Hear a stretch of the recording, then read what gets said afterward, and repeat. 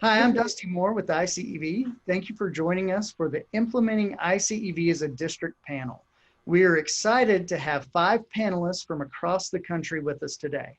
Panelists, thank you for being with us today. Please introduce yourselves by giving your name, title, a brief overview of your CTE department, and how your district utilizes iCEV. We'll go ahead and start with Ms. Hernandez.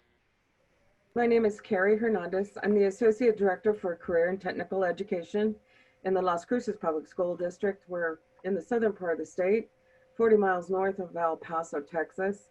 We have 6 high schools, one of which is an early college high school.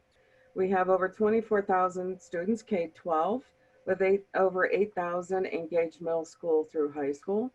We have 10 clusters that we facilitate with many programs of study, and with over 110 teachers. My team also oversees over 200 students who engage in early work-based learning experiences throughout the community. Perfect. Thanks, Ms. Hernandez. Dr. Gordon.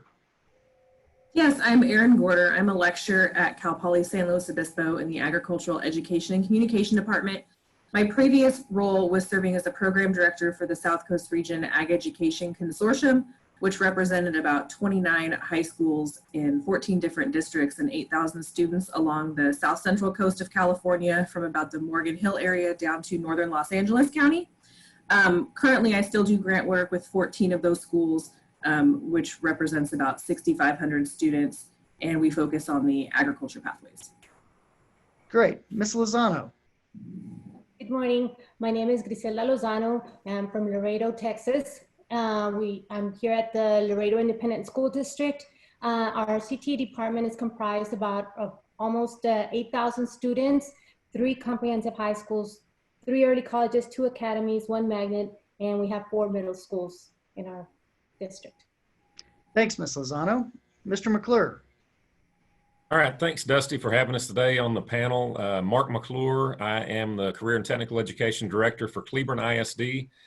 Cleburne ISD is located about 30 miles south of Fort Worth in Texas. We've got about 8,000 students in our district, about 1,800 students at our large comprehensive high school, and also we have an accelerated high school that is much smaller.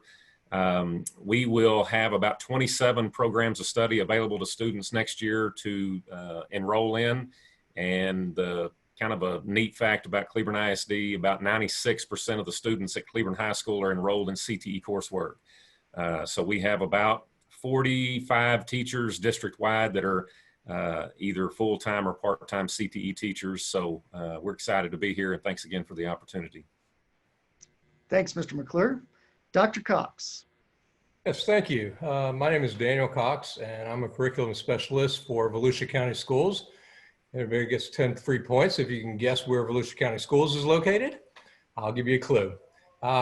Stetson University is located in DeLand, Florida, and so is our district office. If you don't know where that is, if I mention the Daytona International Speedway or the world's most famous beach, maybe that'll put it in context for you. We have about 63,000 students this year, and in 10 high schools and 14 middle schools. I won't count the elementary because I don't work primarily with them.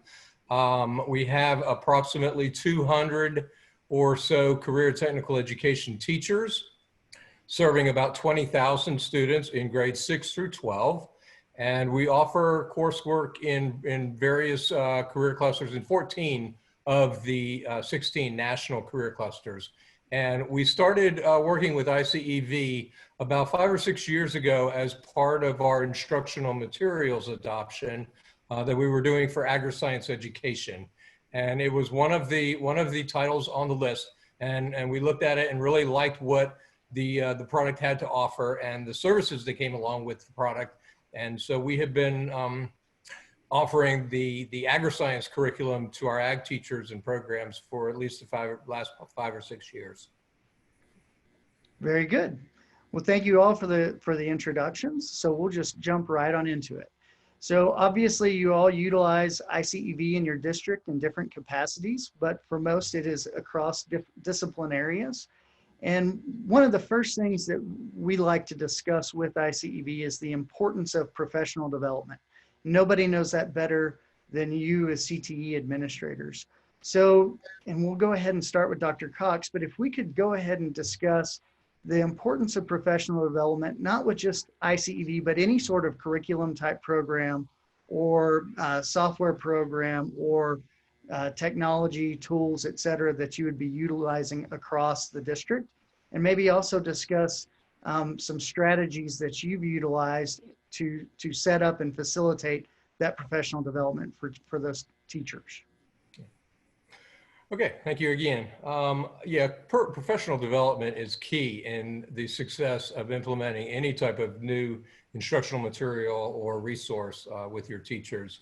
One of the things that we do, and you know, in education, we're always coming out with a new software or a new textbook or new this or new that, and it's key to make sure that you have buyers or stakeholder buy-in from the beginning. And so we always get our teachers involved in the decision-making process early on.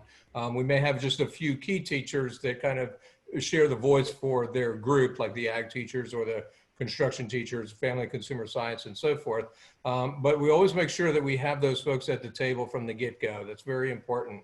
And then the first level of professional development typically comes from the vendor, through a webinar or through some type of online demonstration, because we can't do it, you know, in-house normally. Even prior to COVID, that was kind of a bit of a challenge when you're talking about a vendor who's coming from across the country. So we then have teachers who grab a hold of the resource, whatever it might be, and really take it and run with it and use it with fidelity in their classroom with their students. And those teachers then become trainers for our other teachers. And so they may work with new teachers coming in the next school year, or even veteran teachers who were maybe a little hesitant to try the new resource, you know, up front. And so, but we try to tier our professional development so that the newer teachers or newer experience with the product get that first level of, you know, navigating the product and so forth. And then as they become more familiar with it, we have some of the same trainers come back and go more in depth so they can kind of learn the tips and tricks of the trade, if you will. So that's very important as well. You can't teach them everything in a 30-minute session. And a lot of times teachers don't have more time than that to give to any particular training. So it's good to kind of space it out over a period of time and come back for refreshers and give the teachers an opportunity to ask questions and try things on their own, and then come back and share what works and what doesn't. Great. Mr. Mcclure.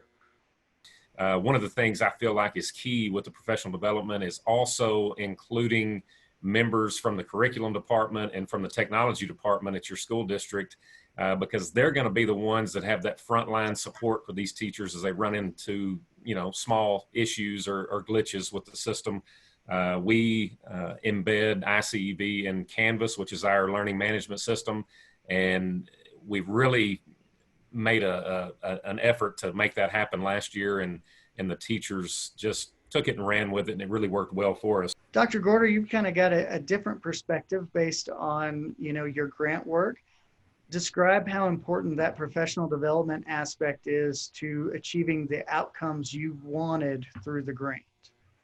Yeah, so I don't know if it's necessarily any different than what anybody's already said. It's definitely been continuous over a 4-year period, getting buy-in from everyone across all districts, turnover with the teachers, and our programs grew. So we were adding positions at all of these schools. So just making sure it was continuous, and then also very tailored. So we had workshops for those that were just learning about iCEV, and then those that were ready to get a little bit deeper and trying to integrate it in some other classes that they had.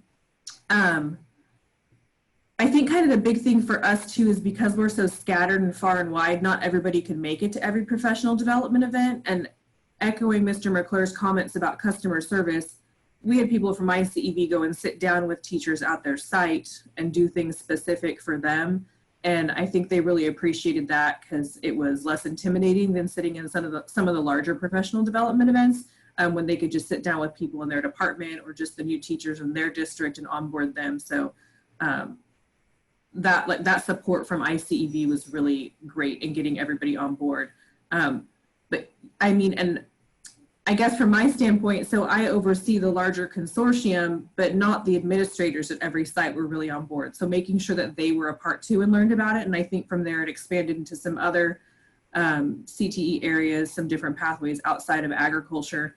And even when the funding ended, those programs still had it, and administration was still supportive of it at the local level to use their own local funds to pay for it, and saw the value in that development for their teachers and implementing it. And it's been a really big deal this spring, with all of our sites going distance learning pretty much since March. I know a lot of them were really happy that they had that development and ability to use iCEV during that time. Great, thanks, Dr. Gorder. Ms. Hernandez, so you guys had a little different school year, to say the least. And so maybe talk a little bit about some of the challenges that you faced that were unique to your district, and then how that professional development might help solve some of those issues. Well, you know, Dusty, you're absolutely right. We did have an interesting year. We started out inviting iCEV to the table and helping with professional development, just like the rest of you, you know, having teachers at different levels and the need to align to standards and benchmarks, which iCEV, the curriculum and the outlines are easy for us to see and our administrators to see what's being delivered. But in late October, the district was ransomed. So kind of immediately right there, right before professional development, and ransomware locked all our computer systems up until February. But can't say enough about the customer service from iCEV. Dusty and his team came in and worked really with our teachers to help them through not having access to electronic technology at their schools, but to enable them to have access through pulling lessons at home. So that was huge. And then of course we get out of that to go into COVID in March, and that was literally right the next week after we had follow-up professional development with iCEV. And you know, Dusty, that your team and the local team here, we've had iCEV as an ag teacher, I used it over 20 years ago, but to see a criminal justice teacher get excited and pumped and how he can connect the iCEV curriculum to the community is just, it's huge. And for them to be able to talk about the learning outcomes of their students, this is where my students are, this is where I want them to be, enabling students to see through the use of the curriculum. Yes, I have this certificate, I can do this. The other certificates that are available have helped us through this process.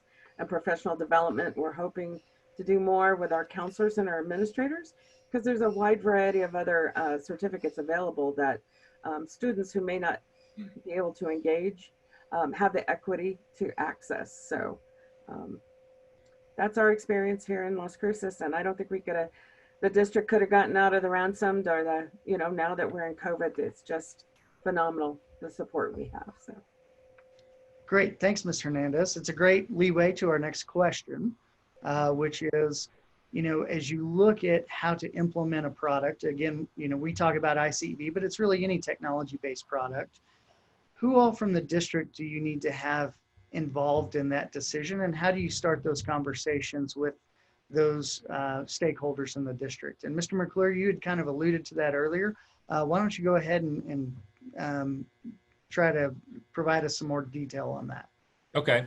Yeah, like I said earlier, as you make the decisions on bringing iCEV on board, like I said, having the teachers buy in and being on board is the utmost importance. But Cleburne ISD utilizes Canvas as our learning management system, and it was a really important aspect of iCEV that they have integration capabilities with various LMSs, not just Canvas, and have done that back-end work to make that possible. One of the things that our teachers didn't want is having iCEV as something else on top of Canvas, on top of the next thing, on top of the next thing. So its ability to integrate with our learning management system was crucial. Depending on how your school district is structured is going to depend really on how you go about this process. But the first thing we did, we had an instructional technologist in the curriculum department that really works with our teachers and their knowledge of Canvas and their PD in Canvas. And we brought her into the professional development, as well as a couple of members of our technology team. And it really made for a seamless integration. One of the things I didn't want to do is train the teachers in iCEV and then have to train them again. So we wanted from the get-go for this integration to be seamless and for the teachers to receive the training in order to utilize the product. No matter if it's iCEV or whatever product you have, if teachers don't utilize it, it's not good for kids. The great thing about iCEV, the teachers embraced it. It integrated with Canvas. We had the buy-in support from our district technology and curriculum department, and the teachers utilize it. And when the teachers utilize it, it's great for kids. And so, I would start there with, depending on how, again, your school district is structured, but definitely get your technology team involved and your curriculum team to see the steps you need to take in order to make this seamless transition, especially if you operate with an LMS at your school district. Great. Thanks, Mr. Mcclure. Ms. Lozano, same question. Who all from the district do you get involved? Well, for us, when we first purchased it, it wasn't a state adopted. So we just, went through we had to go through IT and curriculum as approval, but as long as we had it in the budget. Once it became a state adopted book, then we had to go through our textbook department, of course, get it approved by the director, pass it on through textbooks. They had to find out, they gave us a little flow chart where our curriculum here they call it assistant superintendent of curriculum and instruction, and the assistant superintendent for technology, finance department, all those, and then it goes into the board and they get it approved. But basically, unless if it's not being a state during the state adoption, then it was just purchasing it through our CTE funds. All right, very good. Okay, final question, and we're going to start with Ms. Hernandez. But what advice would you have for a CTE director or administrator interested in implementing a product like iCEV across their CTE department? Goodness, Dusty, I don't know what we'd do without iCEV. iCEV helps multiple layers of teachers, the ones who have had expertise, the new beginning teachers. It's really easy to use. It's aligned to business and industry, and we use it to be able to have those conversations with business and industry and also with our post-secondary partners, so we can ensure a seamless transition from high school to college. And wow, use of iCEV just really not only helps the teacher be prepared in the classroom, but also facilitates that outside connection for our kids. Dr. Gorder.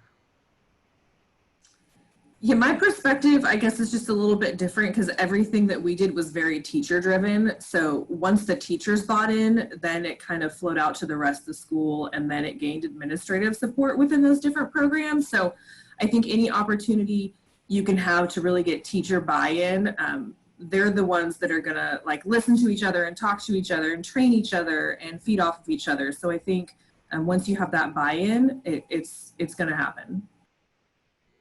Ms. Lozano.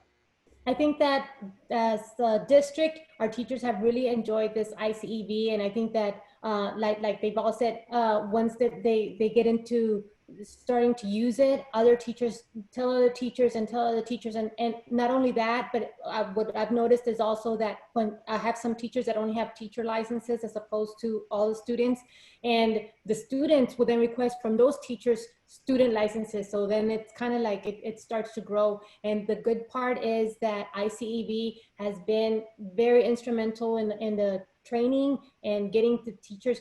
We don't always have the time to have a big staff development, but iCEV and your reps that come down to your local reps here at Laredo, they are right available right when we need them. The teachers, they just call them and they will literally walk them through the whole process to get started. And so our teachers are really excited and not scared to use it because they know that support is right there at their fingertips.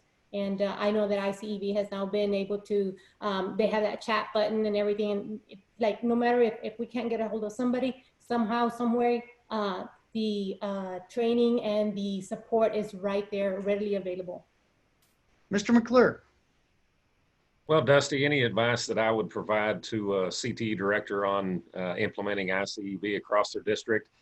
Number one, with any purchase, I mean, do your homework and research these companies. Like another panel member said, I've had some type of relationship with iCEV back when I was in high school in the mid '90s. I still remember the VHS caddies that then morphed into DVDs, that then morphed into the iCEV. So, you know, iCEV is a company that's been around a long time, and I go back to customer service. If you get involved with a company that's got great customer service, it's going to make your job easier as a director or principal or whatever your role is, because there's nothing more frustrating to a teacher than having something at their fingertips that they can't utilize and don't have the help to utilize. When that situation arises, they're going to come to you, and then you have to become involved in the process. Once we do our initial trainings at the beginning of the year, I never get hands-on with the teachers about iCEV again, because they communicate either directly with iCEV, our technology department, or with our iCEV sales rep that is, you know, about an hour away. And he's always great about returning phone calls, emails, or even coming in person if he needs to.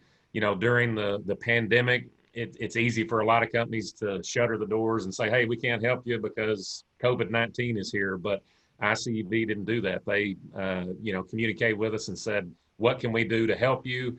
What can we do to make it easier on you? We're here for our customers. And so that's just my biggest thing, you know, get involved with people that take care of you. And I think with our experience, iCEV has done that for our teachers and students, and we're just very appreciative of it.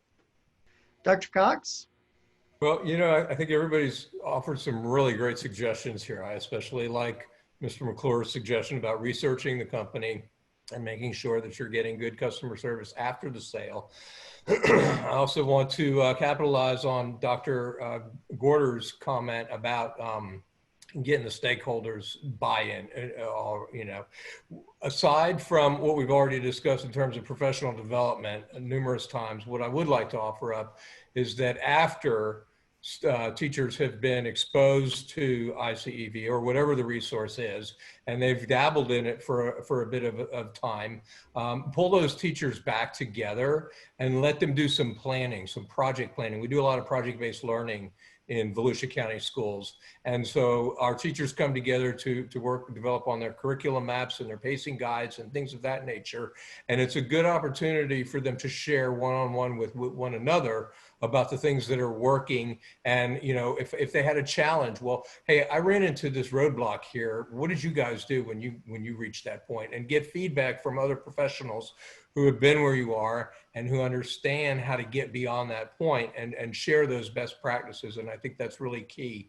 And teaming together folks with great minds, I think is a wonderful, wonderful way to use this product. So thank you. Great. Well, thank you, everyone. Please join us for a live Q&A using the link below. Don't forget to enter the session completion code to receive your points and professional development credit. And thank you to our panelists for joining us today.